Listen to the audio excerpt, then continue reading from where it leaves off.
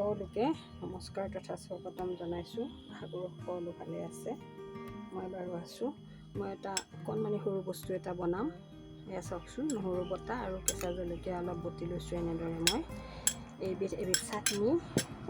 এই চাটনিবিধ আমাৰ শৰীৰৰ বাবে উপকাৰী, কাৰণ ইয়াৰ উচ্চ ৰক্তচাপ আৰু হজম হোৱাত অতি সহায় কৰে। আৰু এই চাটনিবিধ মই মাৰোৱাৰী মানুহৰ ঘৰত বনোৱা দেখিছিলোঁ।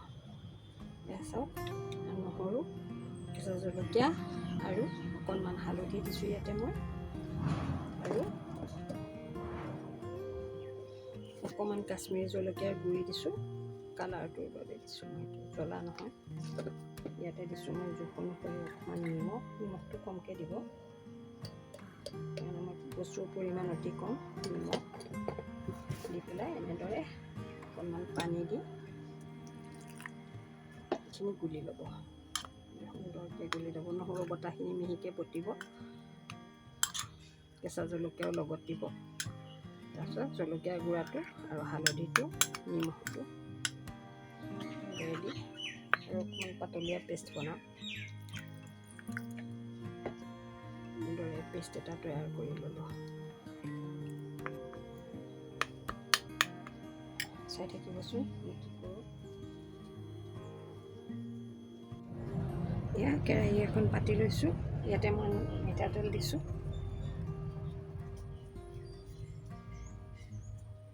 তেলখিনি গৰম হ'ব দিছোঁ। গৰম হৈ আহিলে ইয়াতে মই জিৰা দিম। জিৰা দি পেলাই নহৰু পেষ্টখিনি ইয়াতে দি দিম। এই পেষ্টটো ৰুটি, পোলাও, পৰঠা আদিৰ লগত খাবলৈ ভাল, ভাতৰ লগতো খাব পাৰে। আৰু নহৰুটো আমাৰ উচ্চ ৰক্তচাপৰ বাবে ভাল, হজম হোৱাটো ই যথেষ্ট সহায় কৰে। সেয়ে এই চাটনিবিধ বহু দিনৰ পৰা বনাম বুলি ভাবি আছিলোঁ। আজি মোৰ ওচৰত নহৰু বটাখিনি থকা বাবে এই ৰেচিপিটো আপোনালোকৰ সৈতে শ্বেয়াৰ কৰিলোঁ।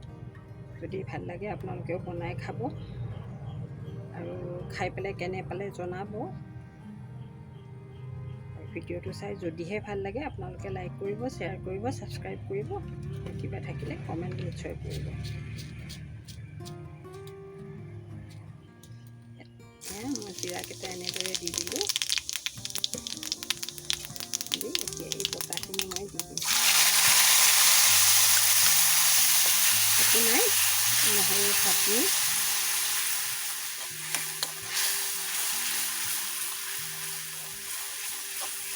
এনেদৰে বেছিকৈ বনাই আপোনালোকে বটলত ভৰাই ফ্ৰিজত থৈও খাব পাৰে, খাই থাকিব পাৰে।